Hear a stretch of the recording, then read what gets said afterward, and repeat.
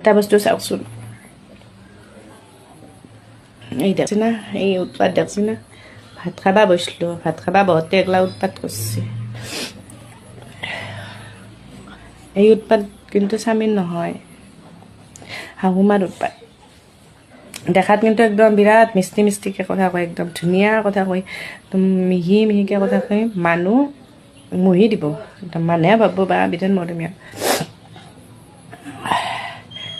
কিন্তু শান্তি নেদে জীৱনবোৰ, শান্তিয়ে নেদে। কিন্তু মানুহক খুলি ক'ব নোৱাৰি কিছুমান কথা, ভিতৰে ভিতৰে ৰাখি থাকোঁ, দেখাত ভাল হৈ থাকোঁ,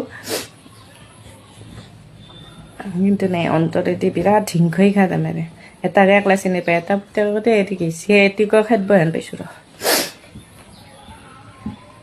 গেছিনাৰে ইমান সহ্য কৰি আছোঁ। মানুহে ভাবে বিৰাট ভালকৈ আছে, সেনেকৈ ভাবে।